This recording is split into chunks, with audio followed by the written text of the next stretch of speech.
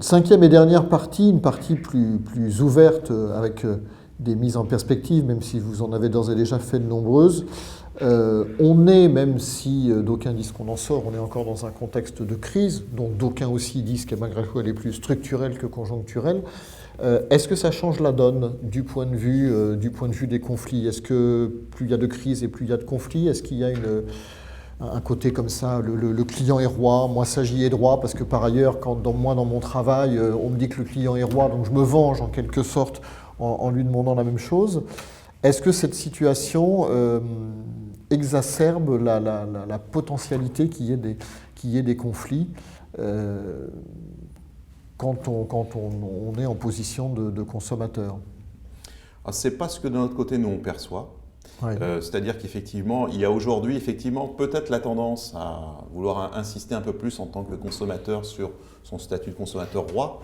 Mais en face, on a des entreprises qui sont extrêmement bien organisées pour gérer ce type de situation avec les systèmes qu'on a évoqués tout à l'heure, c'est-à-dire la posture d'accueil, les réclamations clients, les process, etc. L'environnement qualité pour le dire plus largement.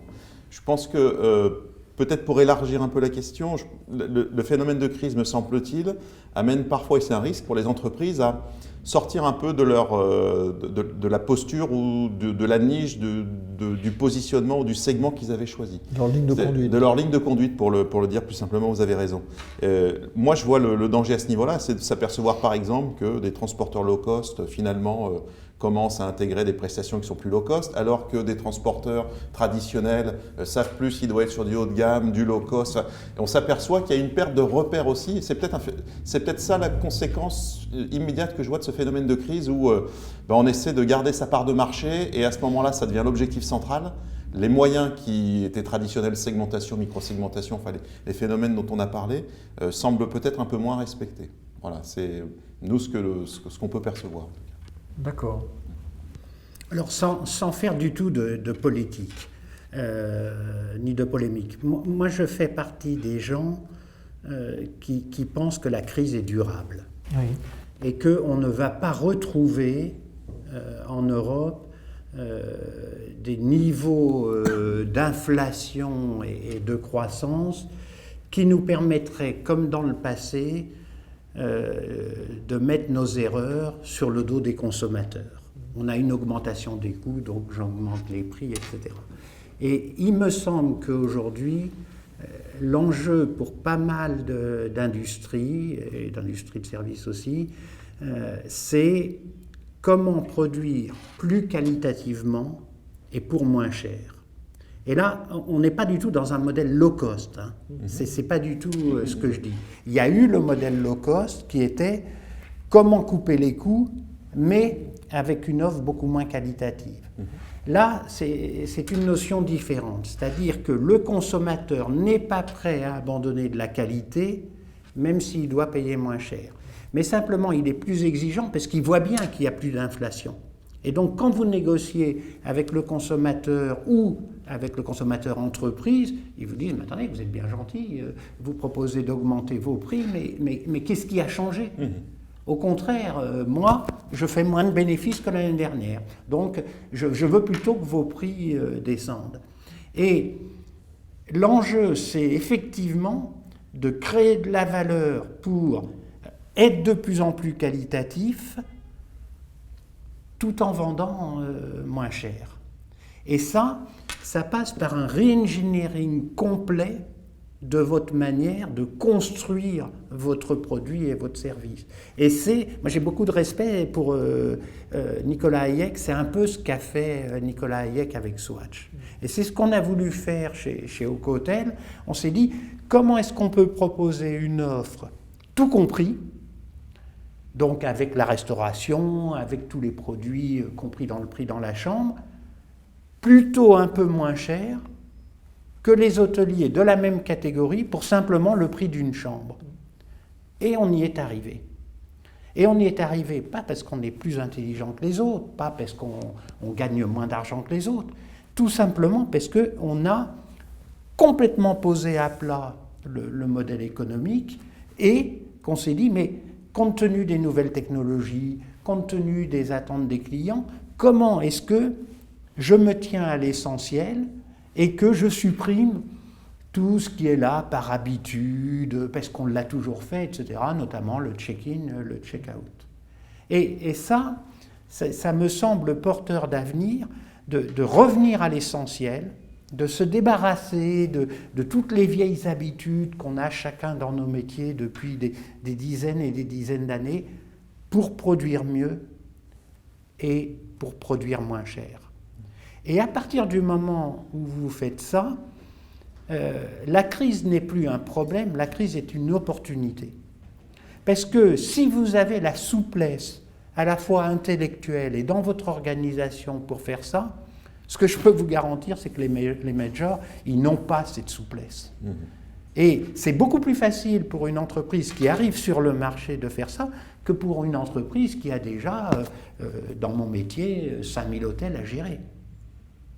Et donc, la crise, elle va au contraire permettre à des nouveaux venus de prendre des parts de marché, et ceux qui ont du souci à se faire, ce sont ceux qui ont toujours eu cette politique de faire payer aux consommateurs leurs propres faiblesses, leurs propres erreurs. Parce que c'est le seul modèle qu'ils ont en tête, c'est toujours comme ça qu'ils ont géré, et ils vont continuer à faire ça. Et les clients vont les quitter.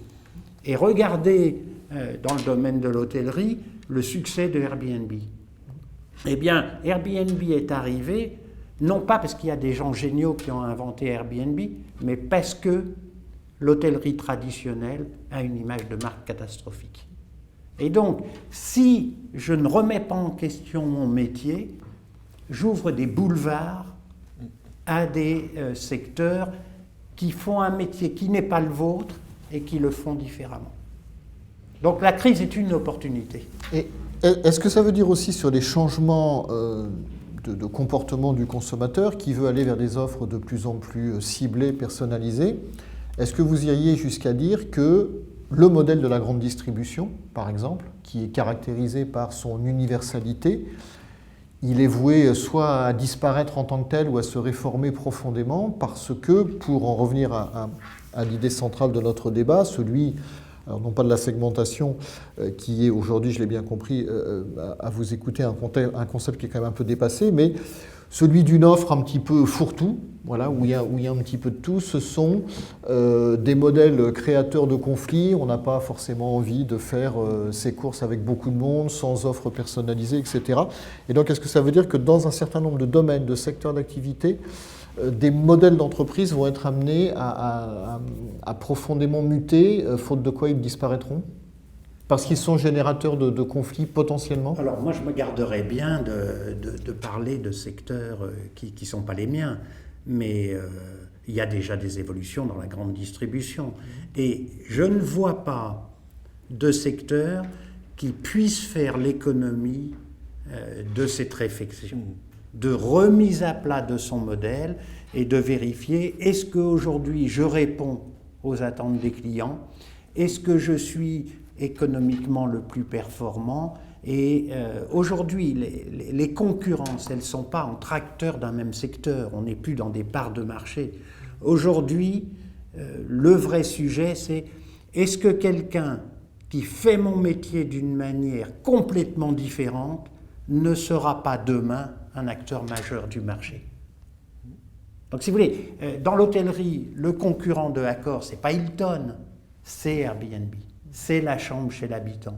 Le concurrent de Carrefour, ce n'est pas Auchan, c'est demain des consommateurs qui n'auront pas envie tous les samedis d'aller passer 3 heures dans une usine à bruit. Les AMAP ou les locavores ou ce type de mouvement. Et le grand tort qu'on aurait, c'est de regarder ça d'un œil condescendant en disant c'est Epsilon du marché, etc. C'est Epsilon aujourd'hui. Et le monde va tellement vite que demain, ils peuvent vous tuer. Monsieur Aubert, votre mot de conclusion également. Oui, avis totalement partagé sur ces idées de savoir identifier les axes de rupture, les anticiper, s'y adapter. L'éducation est un secteur fragile par rapport à d'autres secteurs industriels très capitalistiques, etc., puisque, notamment en France, on a plutôt des entités de petite taille. Or aujourd'hui, ces entités sont confrontées à un marché qui est mondial. C'est-à-dire qu'un étudiant peut décider, sous réserve d'avoir une maîtrise de la langue et également de critères économiques, d'aller étudier aux USA, en Angleterre, en Inde, en Chine, en Australie. Et aujourd'hui, on est confronté à des clients qui choisissent notre école ou d'autres, mais qui ne sont pas à 500 mètres de chez nous, qui sont à 10 000 km. Et qui, par ailleurs, comme vous le disiez, peuvent consulter les MOOC, les conférences TED. Oui, et donc la grande question se pose, pour aller totalement dans votre sens, c'est où est la rupture? Alors ce qu'on a tendance à faire, nous, d'un point de vue très pratique, c'est de regarder où ont lieu les ruptures dans les autres secteurs qui sont traditionnellement plus en avance parce que plus industrialisés que nous, qui sommes encore quelque part, non pas artisanaux, loin de là, mais moins dans un contexte marchand que le sont d'autres secteurs. Et c'est un travail de veille en permanence pour ne pas louper le coche et savoir l'anticiper. Donc savoir changer les modèles pédagogiques, savoir innover sur les programmes, savoir créer des alliances, mettre à disposition tous les outils et les processus qui nous permettent, nous, d'innover en permanence. C'est fondamental et je pense que ce travail, il est fait dans de nombreux secteurs. Vous parliez de la distribution. La distribution, finalement, aujourd'hui, elle souffre de quoi? D'avoir sur ses rayons une somme de produits qui ont fait l'objet d'approches micro-segmentées des industriels qui ont proposé ces produits. Et de savoir que ce yaourt correspond à tel micro-marché, celui d'à côté, tel micro-marché. Ils n'ont plus de place pour accueillir toute l'offre. Ils sont obligés de faire des choix et ils sont en bataille avec les industriels. Par rapport à ça, les modes de consommation changent et le modèle très statique de l'hypermarché commence à poser problème aussi. Et on voit que oui, effectivement, ça illustre bien l'idée qu'il faut se renouveler en permanence et qu'eux-mêmes sont confrontés à cette situation. D'accord. Donc moins de conflits et plus de co-construction. Est-ce que ce serait une conclusion partagée? Absolument. Parfait. Messieurs, il va me rester à vous remercier pour la qualité de vos échanges et de ce débat, et donc de donner rendez-vous à nos téléspectateurs, internautes, pour un prochain débat.